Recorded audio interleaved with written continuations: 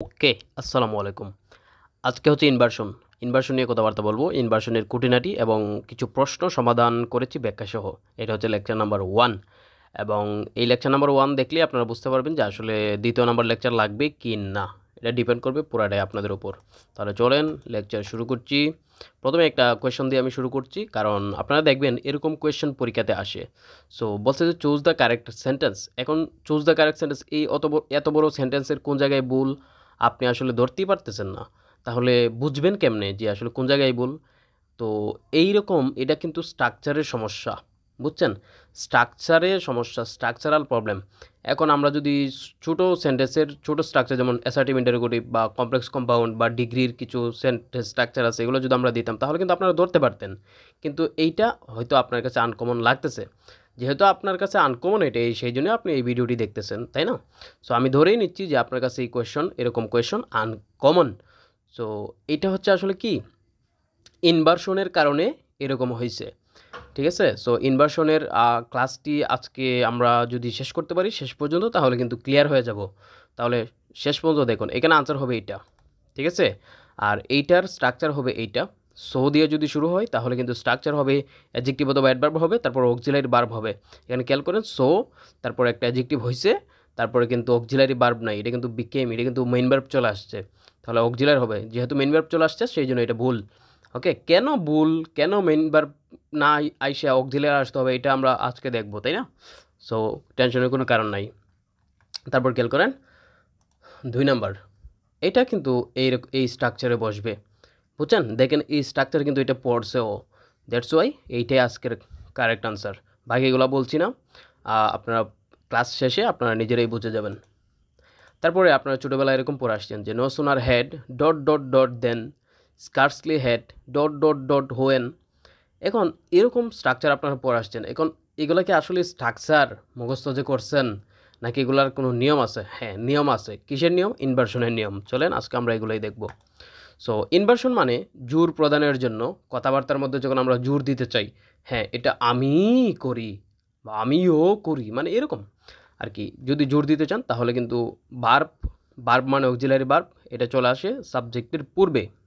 ওকে, এখন এখানে দেখেন যে সো ডো আই হয়েছে, মানে সোডা তাকাতে এখানে ইনভার্সন হয়েছে, ইনভার্সন হয়ে ডোডা আসছিল হচ্ছে, ডোডা ছিল হচ্ছে আয়ের পরে, চলে আসছে আয়ের আগে। আর অর্থটা কি দাঁড়াইছে? আমিও তাই করি, বুঝছেন? তো বিভিন্নভাবে ইনভার্সন হয়ে থাকে, যেমন হচ্ছে ধরেন নেগেটিভ অ্যাডভার্বিয়াল, মানে নেগেটিভ অ্যাডভার্ব যদি থাকে সামনে তাহলে কিন্তু ইনভার্সন হয়ে থাকে। ঠিক আছে?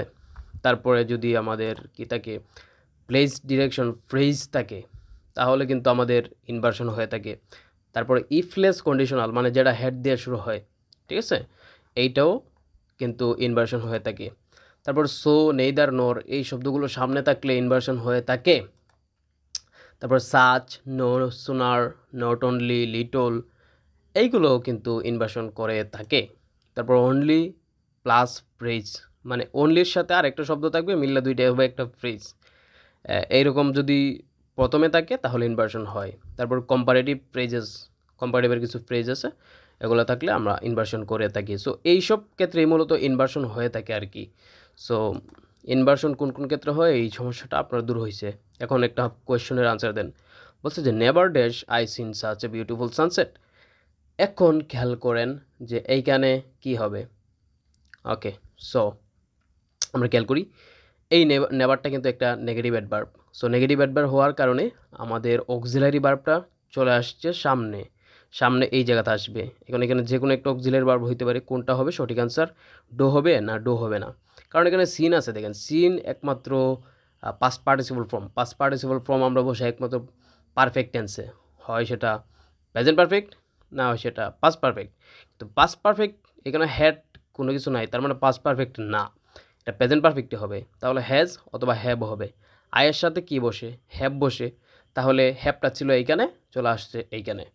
দ্যাটস ওয়াই সঠিক আনসার হচ্ছে এটার এই খ। এখন রুলসটা কি? রুলসটা হচ্ছে এইটা, অক্সিলারি ভার্বটা সামনে চলে আসবে যদি নেগেটিভ অ্যাডভার্ব দিয়ে শুরু হয়।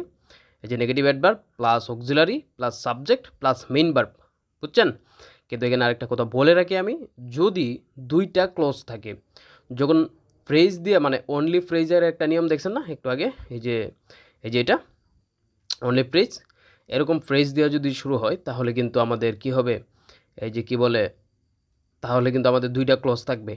দুইটা ক্লজ থাকলে মেইন ক্লজের সাথে কিন্তু আমাদের এই ইনভার্সন হবে, বুঝছেন? সাবঅর্ডিনেট ক্লজের সাথে কখনোই ইনভার্সন হবে না। এরকম কোয়েশন আমরা সলভ করবো, আপনারা পরের কোয়েশনগুলো দেখলেই বুঝবেন। এখন নেগেটিভ অ্যাডভার্বগুলো আসলে কোনগুলার কারণে আসলে ইনভার্সন হয়ে থাকে।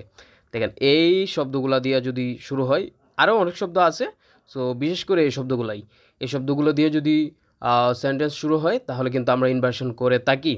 এখন আপনার এইগুলো যদি মাথায় থাকে তাহলে কিন্তু আপনি খুব সহজেই ধরতে পারবেন। ওই যে প্রথম কোয়েশনটার মধ্যে যদি এরকম বলে যে চুজ দ্য কারেক্ট অ্যান্সার, তাহলে কিন্তু আপনি বলতে পারবেন। কেন বলতে পারবেন? কারণ এখন আপনার এগুলো চেনা আছে, জানা আছে, ঠিক আছে? এখন হয়তো আপনি বলতে পারেন যে এখানে তো সো টু নাই। হ্যাঁ, সো টু নাই, এখানে আমরা জাস্ট খালি নেগেটিভ অ্যাডভার্ব যেগুলো এগুলো আমরা দিছি, বুঝছেন? মানে আমরা একটা নিয়ম, আমরা যেহেতুগুলা ইনভার্সনের নিয়ম বলছি আপনাকে দেখাইছি একটু আগে, সো আমরা জাস্ট এখানে একটা নিয়মের জিনিসপত্রগুলো নিয়ে আলোচনা করতেছি, জাস্ট নেগেটিভ অ্যাডভার্ব, বুঝছেন? আর অনলি আফটার এখানে চলে আসছে, অনলি ফ্রেজেস এখানে চলে আসছে, কারণ এটার মধ্যে পড়ে আর কি। তারপর আসেন, এখন আমরা এখানে কোয়েশ্চেন সলভ করব।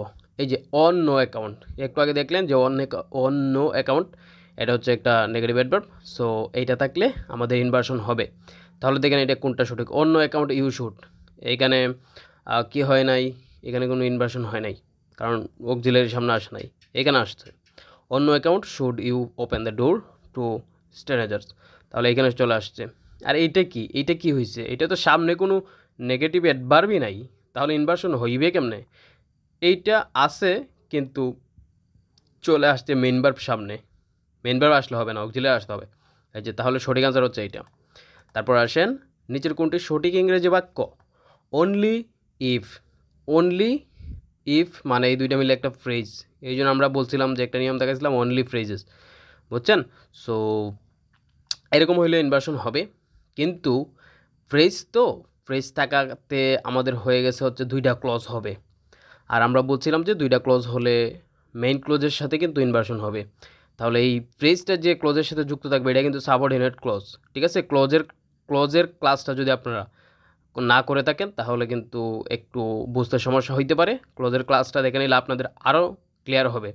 আমরা ক্লজের ক্লাসে খুব সুন্দর করে বুঝাইছিলাম যে সাবঅর্ডিনেট কিছু কনজাংশন আছে, আমরা দেখাইছিলামও যে ওইগুলা যদি যুক্ত থাকে তাহলে এটা সাবঅর্ডিনেট ক্লজ সামনেও থাকতে পারে, পিছেও থাকতে পারে। কোথায় থাকলে আপনি চিনবেন আর কোথায় থাকলে চিনবেন না, এরকম কনফিউশন আমরা দূর করেছি।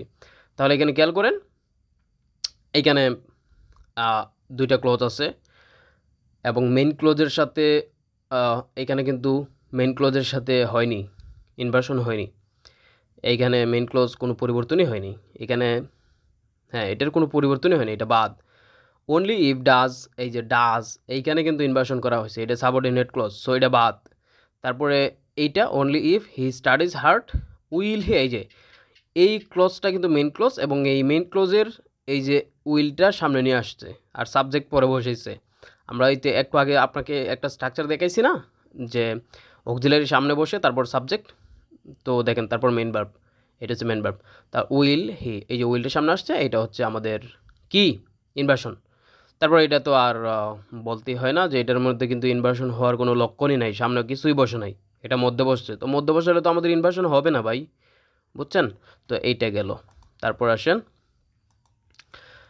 ইনভার্সন সবসময় মেইন ক্লোজের সাথে হয়, এটা অনেকবার বলছি, আবারও আপনারা চাইলে স্ক্রিনশট দিয়ে নিতে পারেন। তারপর আসেন, এই যে আজকে আমরা কি ক্লিয়ার করেছি দেখেন, এগুলোর মধ্যে আমরা বলছিলাম যে এগুলাই একমাত্র ইনভার্সন করে থাকে এই নিয়মগুলা, সো এই নিয়মগুলোর মধ্যে আমরা কমপ্লিট করেছি এইটা, তারপর আমরা কমপ্লিট করেছি এইটা, তারপরে আমরা কমপ্লিট করেছি এইটা, তারপর আমরা কমপ্লিট করেছি এইটা, আর বাকিগুলার নিয়মগুলা রয়ে গেছে। আমি চাচ্ছি যে দ্বিতীয় ক্লাসে আর কি এগুলো দিব। এখন আপনারা যদি ইন্টারেস্ট ফিল করেন যে দ্বিতীয় ক্লাস দরকার তাহলে কমেন্ট করবেন, আমি দ্বিতীয় ক্লাস দিব, আদারওয়াইজ দিব না, কারণ ভাই অনেক কষ্ট একটা ভিডিও বানানো। সো আপনারা যদি এফোর্ট না দেন তাহলে কিন্তু আমি এফোর্ট দিতে পারবো না, আপনারা যদি সাপোর্ট না দেন তাহলে কিন্তু আমি সাপোর্ট দিতে পারবো না। সো সব কিছু ডিপেন্ড করতেছে আপনাদের সাপোর্টের উপরে। ধন্যবাদ, আপনারা এতক্ষণ ধরে সাথে ছিলেন।